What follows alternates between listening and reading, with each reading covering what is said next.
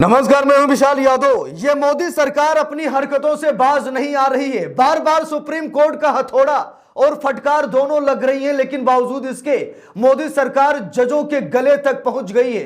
दोस्तों, सभी लोगों को मालूम है कि लंबे समय से मोदी सरकार न्यायपालिका में अपना दबदबा कायम रखना चाहती है। मोदी सरकार यह चाहती है कि जज हमारे इशारे पर नाचें, हम कहें कि भाई इस पर फैसला नहीं आना चाहिए तो फैसला नहीं आना चाहिए। मोदी सरकार यह चाहती है कि जजों का तबादला खुद करे, जजों का स्थानांतरण या फिर उनकी पदोन्नति, नियुक्ति, जो कुछ भी है न्यायपालिका में सब कुछ हम डिसाइड करें। मोदी सरकार आज से नहीं बल्कि 2014 में जैसे ही मोदी जी प्रधानमंत्री बने, सबसे पहले उन्होंने एनजेएसी कानून पास कराया। एनजेएसी कानून लाने का मतलब यही था कि न्यायपालिका को अपनी मुट्ठी में रखा जाए। मोदी जी इसमें सफल नहीं हुए, लेकिन अभी भी कॉलेजियम सिस्टम के चलते मोदी जी पूरी तरीके से न्यायपालिका पर दबाव बना रहे हैं। दोस्तों, हम सभी लोगों को मालूम है कि बिना केंद्र सरकार की सिफारिश के कुछ नहीं होता।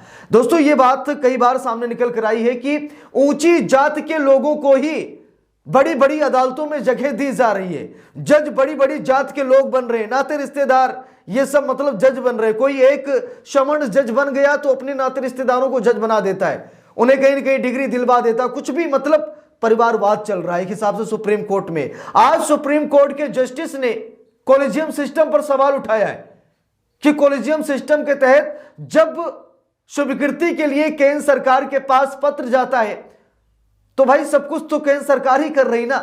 अगर किसी जज का चयन करना है तो मंजूरी किससे ली जाती? केंद्र सरकार से ली जाती है। किसी जज का तबादला करना है तो मंजूरी किससे ली जाती है? सरकार से ली जाती है। किसी जज का चयन करना है, पदोन्नति करनी है, सब कुछ तो केंद्र सरकार से इसकी परमिशन ली जाती है।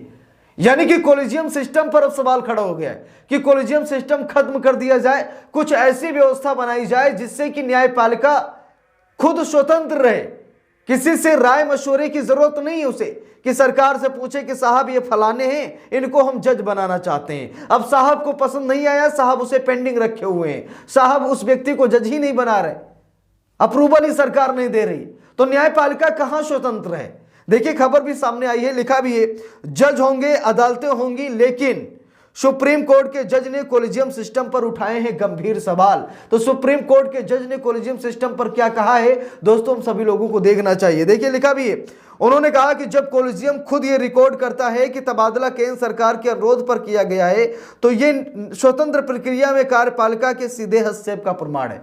अब दोस्तों, बात यह है कि केंद्र सरकार ने सिफारिश कर दी कि इस जज को हटाइए, इसका तबादला कीजिए। यानी कि मोदी सरकार ने सीजीआई से कहा कि हटाइए इस जज को, इसका तबादला कर दीजिए, और सीजीआई ने उसका तबादला कर दिया। अब भैया न्यायपालिका कहां निष्पक्ष है?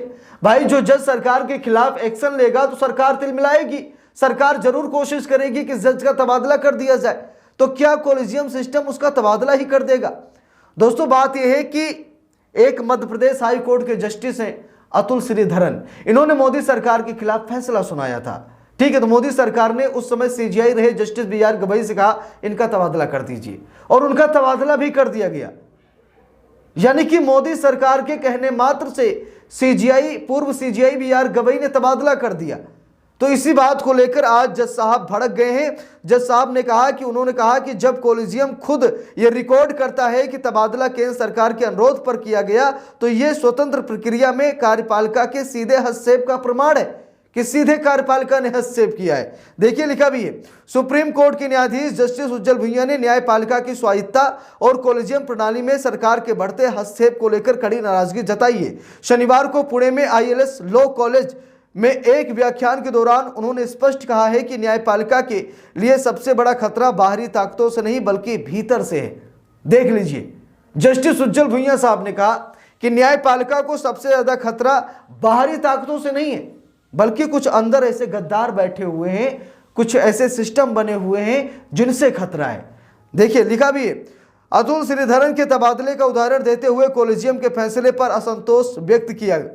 आपको बता दें कि अगस्त में कॉलेजियम सिस्टम ने जस्टिस श्रीधरन को छत्तीसगढ़ हाई कोर्ट भेजने की सिफारिश की थी, लेकिन केंद्र सरकार के अनुरोध पर कॉलेजियम ने अपना फैसला बदलते हुए अक्टूबर में उन्हें इलाहाबाद हाई कोर्ट भेज दिया। अब कॉलेजियम ने कहा था कि हम मध्य प्रदेश हाई कोर्ट के जस्टिस अतुल श्रीधरन को छत्तीसगढ़ भेज रहे हैं, लेकिन मोदी सरकार ने क्या किया, मोदी सरकार ने कहा ना ना ना ना, इन्हें छत्तीसगढ़ नहीं, इन्हें इलाहाबाद हाईकोर्ट भेज दीजिए। फिर वही हुआ, उनको इलाहाबाद हाईकोर्ट भेज दिया गया। छत्तीसगढ़ जाते तो वो ऊंचे ओहदे पर जाते, इलाहाबाद हाईकोर्ट आए उनका डिमोशन हो गया। अगर वो छत्तीसगढ़ जाते अतुल श्रीधरन साहब तो उनका प्रमोशन हो जाता छत्तीसगढ़ में, लेकिन यहां पर आए ना इलाहाबाद हाईकोर्ट में तो इनका डिमोशन हो गया। इसीलिए मोदी सरकार ने इनको यहां पर भेजा। देखिए लिखा भी है, और जस्टिस श्रीधरन पर कार्रवाई क्यों की गई, क्योंकि जस्टिस श्रीधरन ने कर्नल सोफिया पर टिप्पणी की थी, जिसकी वजह से अतुल श्रीधरन जस्टिस ने FIR का आदेश दे दिया था। बात इतनी सी थी, और इतनी बात से मोदी सरकार इतना भड़क गई कि तबादले पर तबादला कर दिया। देखिए लिखा भी है, जस्टिस श्रीधरन ने मई में एक भाजपा मंत्री द्वारा सेना की अधिकारी कर्नल सोफिया कुरैशी के खिलाफ अपमानजनक भाषा के इस्तेमाल पर स्वतः संज्ञान लिया था। कानून विशेषज्ञों का मानना है कि यह तबादला सरकार के खिलाफ असुविधाजनक आदेश पारित करने की सजा है। जस्टिस भुइयां ने कॉलेजियम के इस व्यवहार पर सवाल उठाते हुए कहा, जजों के तबादले में सरकार की कोई भूमिका नहीं होनी चाहिए। ये न्यायपालिका का अनन्य क्षेत्र भी कहा जाता है कि जब कॉलेजियम खुद ये रिकॉर्ड करता है कि तबादला केंद्र सरकार के अनुरोध पर किया गया है तो ये स्वतंत्र प्रक्रिया में कार्यपालिका के सीधे हस्तक्षेप का प्रमाण है। उन्होंने याद दिलाया कि जजों के तबादले या नियुक्ति में सरकार ये तय नहीं कर सकती कि किस जज को कहां भेजना है और कहां नहीं।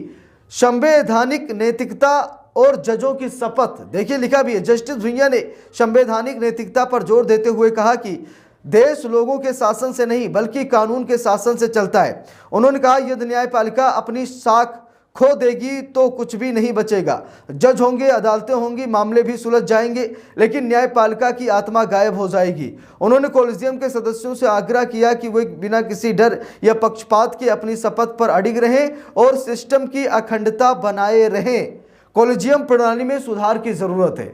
जस्टिस उज्जवल भुइयां ने कहा कि कॉलेजियम व्यवस्था में कुछ न कुछ सुधार किए जाए। लिखा भी है, जस्टिस भुइयां ने स्वीकार किया कि कॉलेजियम प्रणाली जजों की नियुक्ति के लिए सबसे अच्छा उपलब्ध सिस्टम नहीं है और इसमें सुधार की काफी गुंजाइश है। उन्होंने ये भी कहा है कि एक न्यायाधीश की अपनी राजनीतिक विचारधारा हो सकती है, लेकिन फैसला सुनाते समय उसे केवल संवैधानिक सिद्धांतों का पालन करना चाहिए।